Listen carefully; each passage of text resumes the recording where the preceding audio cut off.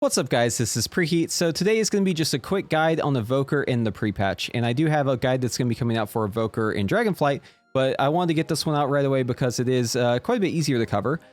So let me just get one thing out of the way straight away, right off the bat. Evoker is not hardly as strong as any other class in pre-patch. There's a couple reasons for this. Obviously, number one, you're at a disadvantage in terms of gear. You're coming into this later, right? You've only got 2 weeks to play the pre-patch. Even if you go all the way and you just, you buy BOEs, you get all your legendaries crafted, like you're doing Mythic Plus like crazy, no matter what, even if you get your IM level to be equivalent to other players, you're still going to be weaker than them during the pre-patch, and here's why. So Evoker is missing talents just like every other class, right? But every other class gets a capstone legendary or some other great legendary effect as a legendary in addition to their Unity legendary that they get for their Covenant. Evoker does not have this, right? Evoker only has the Covenant ability legendary. It's the same for all the Covenants, right?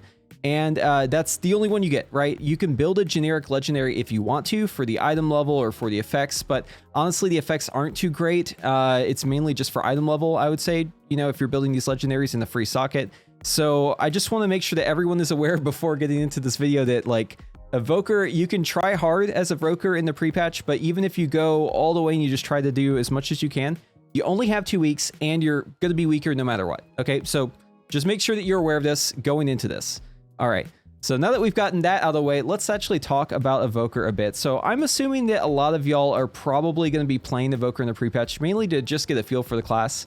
And I feel like this is probably, it may give you a bad impression. Okay, so Evoker in the pre-patch is a very simple class to play. There is basically no nuance to it. All of the advanced tech and, all the stuff that you need to actually, focus on whenever you play it in Dragonflight, all that stuff is stripped away because you're missing your capstone talents. You don't have Feed the Flames, right? You don't have Ever-Burning Flames. So you're missing pieces of the puzzle, right? Basically, you're doing checkers whenever, later on it's going to become more like chess. So just to get things started, I do want to kind of talk about the rotation, how you should be playing the class, and we'll show some examples of cooldown usage and then kind of take it from there.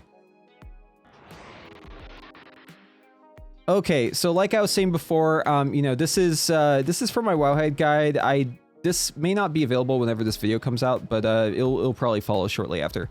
I was just going to mention very quickly though, so Evoker levels in the Forbidden Reach, which is a new zone.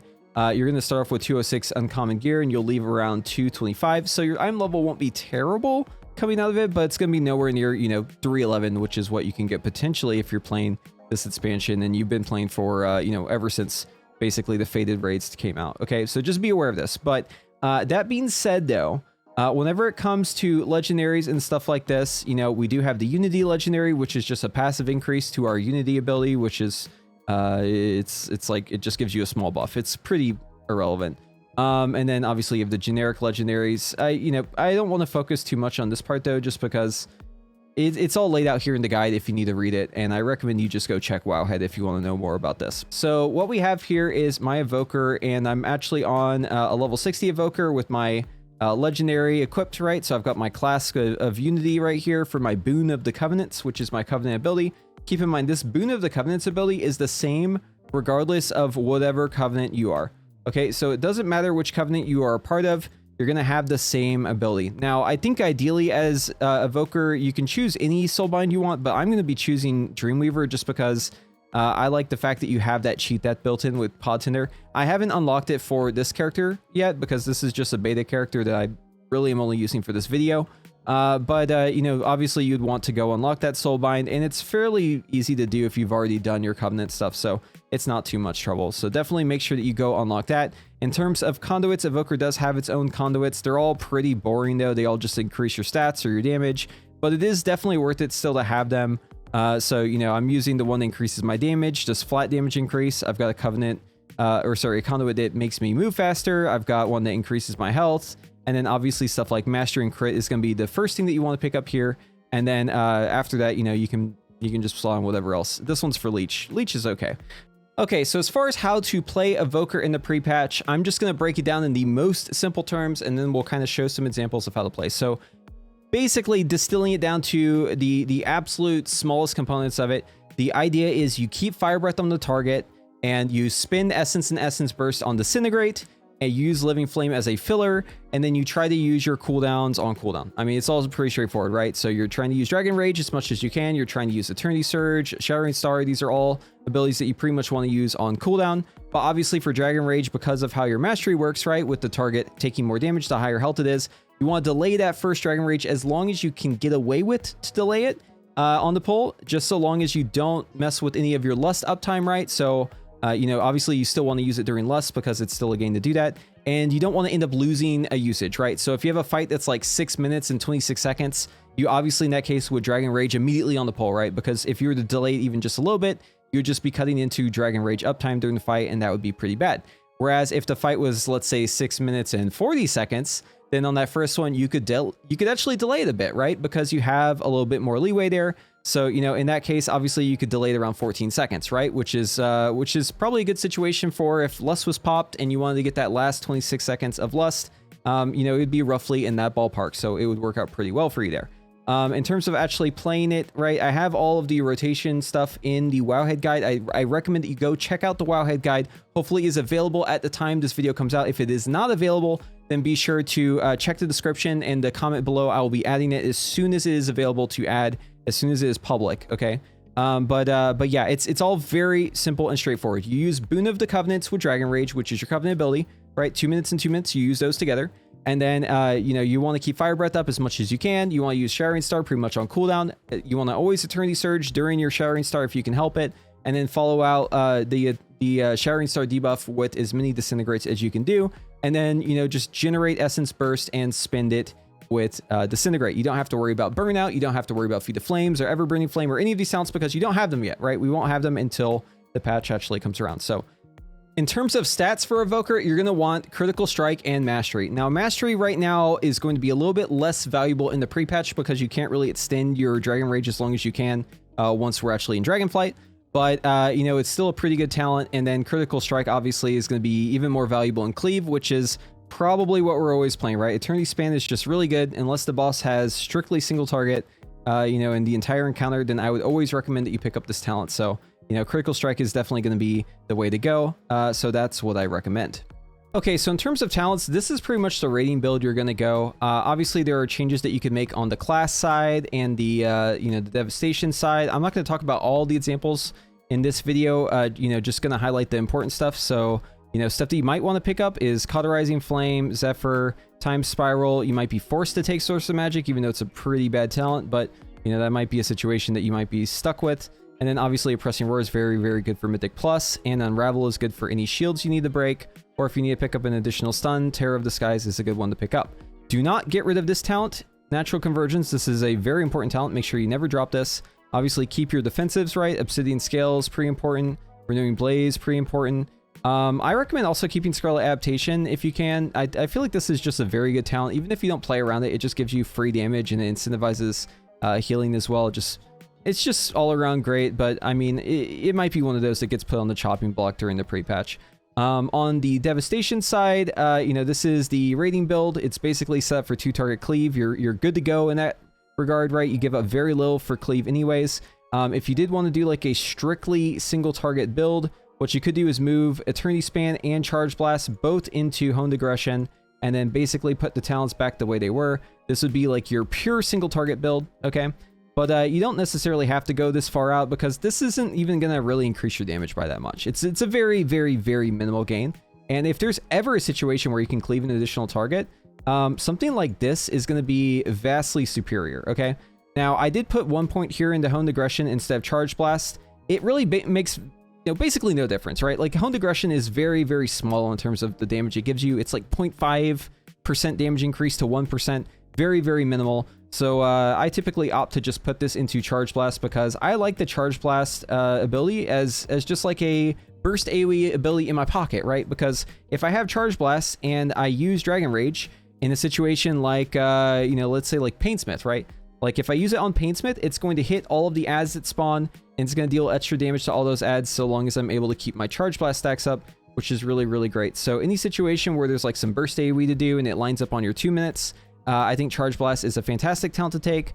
Additionally, you could just take away your single target catalyze, which you don't really gain much from in the pre-patch because you won't be keeping Fire Breath up as much. And you could grab Pyre, Dinched Energy talent right here if you want to maybe use some Pyres. Pyre is kind of weak though, so I don't really recommend doing this, but this does give you an additional option here if you want it. Okay, so in terms of Mythic Plus, I would go with a build something kind of like this, and it does absolutely feel terrible to drop Rescue. I feel like Rescue is such a fun one to use in Mythic Plus, but you just don't have enough points in the pre-patch. I don't really want to drop Scarlet Adaptation because I can heal very easily between pulls, and I feel like that's just a lot of value lost there. I definitely want to pick up Oppressing Roar because it's just really good for Mythic Plus. Same with Terror of the Skies, right? Terror of the Skies is very, very good talent. But you know, something's got to give, right? So we do have to give up some points here and there. On the Devastation side, this is what I would run with for AoE. I would pick up Dense Energy, and that's really it. Volatility is not worth picking up. Would not even touch that. Same with Lay Waste. Don't even touch that one. But whenever we go down the tree, so obviously Charge Blast, we already had it, but this is like a decent one for AoE. Eternity Span, absolute must-have. Cannot go without it. Always use this if there's ever more than one target, right? But then other talents, right? So I did pick up Fauna Magic here. Fauna Magic just is 2 more targets for Eternity Surge, which is, I mean, pretty great. Eternity Surge is a lot of our damage in AoE, so we like this talent quite a bit. This is just for max empowering Eternity Surge for the most part, but it can also be for max empowering a Fire Breath as you exit the pull. That can actually be a gain. So, you know, Fire Breath, the damage on it, it shifts more from the damage over time into the upfront damage as you charge it up further, right? So if, like, you look at the tooltip right here in the bottom right, it says at level 4, it's only 6 seconds of it, right? So if the targets are about to die and you're about to move on to the next pull, it can be advantageous to use this as the targets are about to die. You know, the dot's not going to last as long. More of the damage is shifted to the upfront damage. But the biggest thing is you're getting the big Leaping Flames. You can build that up, have a big Scarlet Adaptation built into those big Leaping Flames, and then just unleash it like a cannon as soon as you go up to the next pull. So yeah, definitely a fan of Fallen Magic in AoE. Also, we picked up Onyx Legacy. This is another one that's just really good if you make use of it. Just make sure that you're actually using Deep Breath. I wouldn't use it right away, but I'd say like whenever the lowest target in the pack is maybe you know, approximately like 30%, or you feel like it's going to die really soon, maybe in the next 3 seconds or so, I would just use Deep Breath right away, and that's going to get you the most damage out of it. You know, you definitely want to hit all the targets with it if you can, but there's definitely gains in like holding it because it does benefit from Tyranny, right? Just like Dragon Rage. So holding it is always better so long as it doesn't you know, adversely affect how many uses you get throughout the fight. And then in terms of like the damage, right, I was saying this before, but like Pyre has really bad damage. So if I use Pyre here, like just for example, it does like 1,600 damage. Let me use Azure Strike instead. It does literally the same damage, right? Like if we look at these side by side, Azure Strike did 1,500 damage, Pyre did 1,600 damage. The damage on Pyre is just very, very low, right? But it does give us this Charge Blast stack, right? And Charge Blast is actually useful, like in a 3-target scenario like this, right? If we have 20 stacks of Charge Blast, it's going to deal damage as if there's 6 targets, and that kind of makes it worth it usually. So, I mean, you know, 1 global doing that amount of damage right there, you know, each Pyre here hit for, you know, 3.8k, you know, I had a crit for 8.5, super wimpy character here. This is pretty good damage. So yeah, pretty much in 3-target cleave, I would say like use it as soon as you hit 20 stacks. Try not to overcap stacks, obviously. But then in AoE, I wouldn't really use it much unless I'm in cooldowns. I would use it maybe at like 6 targets, maybe inside of Dragon Rage, and then outside of Dragon Rage, I'd say something probably more like 8 or 9. Just, you know, it's honestly, it's better to just like let those Charge Blast stacks build up anyways. Right, so you know, always look for like a target that's got higher health, get the benefit of your mastery, right? Focus a priority target, and then whenever you see your Charge Blast stacks getting higher and higher and higher, especially in AoE, go ahead and lob off the Pyre. Unless it's like just a ridiculously large pull, right? Like we're talking 8 or more targets, 8, 9, 10 targets, then in that case, I would just, you know, I would just use your Pyres basically as you have them, and then obviously use Azure Strike to get you know, Essence Burst back while you're waiting. But yeah, this is part of why I've kind of been talking about why Pyre sucks, right? So like obviously whenever you Pyre with Charge Blast, it does okay damage. You know, you can unleash all your Pyres. But the biggest thing is like whenever you're waiting for your Essence and you know, you're trying to get Essence Burst, you're really just stuck using Azure Strike over and over again, which is just really not good damage at all. Whereas if you have, you know, a Essence Burst proc and you use it on Disintegrate instead, if you get a single Scintillation proc during your Disintegrate, it is, you see crits, right? Crits give you back Essence Burst, right? Okay, so for targets, right, obviously use your Azure Strike as soon as you hit 3 targets. Try to use Pyre and AoE with Dragon Rage up, maybe 6 targets, okay? Outside of Dragon Rage, try to use it maybe 8 or more targets, I recommend. And then otherwise, just try to focus like whatever the highest target is, because you always want to make use of your mastery, right? You're always looking for like the best opportunity to deal damage with your mastery, because one target might have higher health than the other target. Okay, so we're going to show the opener again, and this time I do have the details plugin up here in the top left if you want to see my GCDs. So yeah, once again, it's just, you know, do the normal opener, you precast Living Flames, you can use your Fire Breath if you're going to be delaying your Fire Breath, you know, 15, 30 seconds on the pull. If not, just go ahead and let it rip. But yeah, it's just going to be, in this example, we're just going to use Dragon Rage right away, right? So we're going to assume that this is like a 6-minute 30-second fight, or 4-minute 30-second, or 2-minute 30-second, or whatever variation, right? Basically, if it's 2 minutes, any multiple of 2 plus like 30 seconds, you're going to want to just use Dragon Rage right away. Or if you're using, you know, obviously Lust, you'd want to delay it and get the full effect of Lust, even if it is just the last 26 seconds or so of Lust. That's how much you'd want to delay it, right? So you'd want to get the 26 seconds of Lust at the very end, delaying as much as you can, so long as you don't lose a usage, right? Hopefully everyone understands how that's working.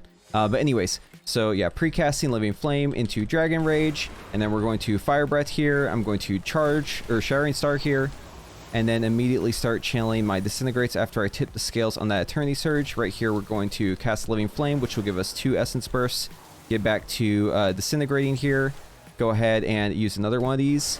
And at this point, I'm going to Charge Blast. And then we're just going to continue along down the line here.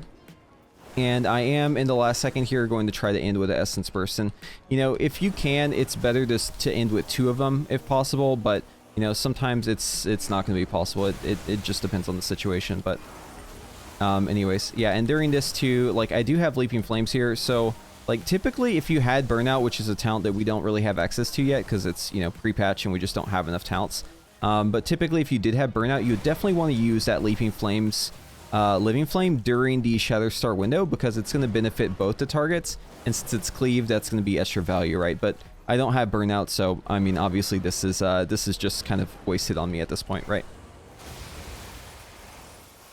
But yeah, I mean, as long as your hits are hitting during the Shattering Star debuff window, you're going to be fine, right? Like, because that's really all that matters, is that Shattering Star debuff is up on the target whenever you actually go and, you know, finish the spell cast. That's the biggest thing, is it just needs to be up during the cast of the spell. For damage over time, like Fire Breath and Disintegrate too, it's just going to affect the damage over time while it's available there. And you'll notice, like, I'm kind of holding my stacks here because I did want to wait here until I could Charge Blast and then Eternity Surge, and then of course use this Essence Burst here, get the most damage. You kind of just want to stack your damage increases together whenever you can. That's the biggest thing here.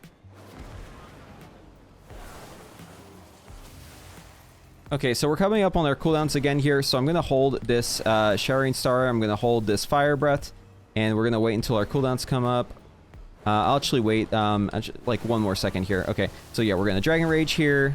Same idea, right? Fire Breath into Shattering Star, tip the scales, Eternity Surge. That gave us 2 because we crit on both, so that's fantastic. We didn't even need the Leaping Flames there. I'll go ahead and Leaping Flames right here, though, just to get my, you know, Leaping Flames from Living Flames there, get both procs. And then this will go into a Shattering Star. And then we'll just continue with our rotation like so. And then here in the last second, I am going to get 2 Essence Bursts right there as I end my cooldowns. It's always good to do it that way, right? So that you always enter your cooldowns with as few of those as possible and exit with as many as you can possibly have.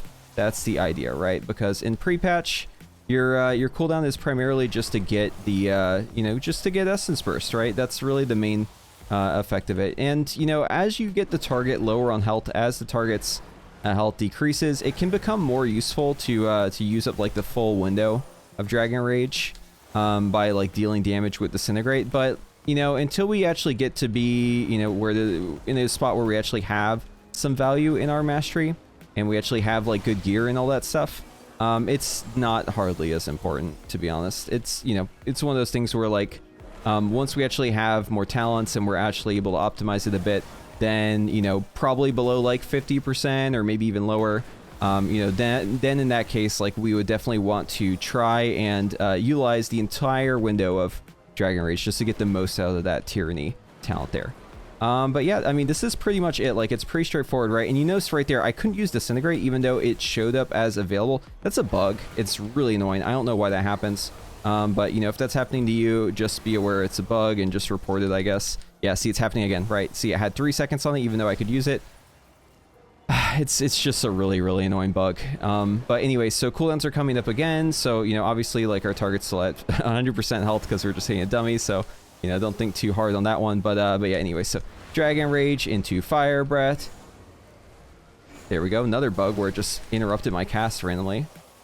Tip the Scales Eternity Surge. You want to try to avoid doing that with Essence, but I wanted to make sure I got it out during the Shattered Star window. So, you know, sometimes you just got to make an exception in a case like that. But yeah, just Shattered Star on cooldown, you know, and just continue trucking along like so. And then right here at the last second, I didn't even need to get a second proc there just because I procced it from critting, which is always great. See, this is why 2-target crit is just so great for Evoker, because you get so much value out of it. It's really just so much value here. And yeah, see at the very end there, boom, hit them with the Shattering Star. They both benefited there, so that's great. But I mean, this is pretty much it. This is your rotation, right? And obviously my damage is going to go up and down because the meter just keeps like realizing that I'm in combat and resetting, right? I don't know if you noticed that, but it basically, it's created like a ton of events here. It just keeps creating new events every time it goes inactive for a second there. But you know, generally speaking, like right now we're kind of at our in our best case scenario, you know, because we're doing that 2-target cleave, right? And the targets are staying at 100% health the whole time. So I mean, this character has no gear. It's terrible, right? It's 183 I'm level. But you know, I think the DPS, at least in this case, 2-target cleave, it might not be too bad. You're definitely at a big disadvantage though. Like until you have gear, you're just not really going to be able to put up numbers like other classes. But I think with some gear, it might actually be okay. Okay, so in a situation like this, right? So Fire Breath is coming up. Dragon Rage was actually going to come up here. And I am going to actually use this Eternity Surge. So Dragon Rage, basically, I'm going to delay my Dragon Rage in this case, right? Because what I did was I used my Fire Breath and my Eternity Surge. The general rule on this is if it's going to be up, like if your Dragon Rage is going to be up in like the next 15 or so seconds, then probably, you know, hold on to your Fire Breath and your Eternity Surge. But in this case, you know, I'm planning to use it basically in exactly 15 seconds here. So I'm going to go ahead and finish out these Essence. And then right here, I'm going to pop my cooldown again, use the Fire Breath, use the Shattering Star, tip the Scales, Eternity Surge, go into Disintegrate, and just continue to spam Disintegrate, watching my Shattering Star cooldown, just making sure that, you know, I'm not goofing on the procs there, not accidentally munching any procs. And right here, we're going to use Shattering Star. And then we're going to continue to channel our Disintegrates, like so. Just very simple, straightforward here. I'm going to try to get 2 charges. Oh, we got it barely at the end there. 2 charges of our Essence Burst there right at the very end. Big value in doing that, so make sure you're doing that whenever possible. And, you know, make sure you just line up the Shattering Stars with your Eternity Surges. That's really the biggest thing here. And I'm just going to close this one off because, you know, we've been doing this for a while here, but yeah, I mean, this is the gist of it, right? It should be pretty obvious at this point. It's just going to keep looping. It's literally the same thing on repeat. There's nothing else here. There's no more complexity.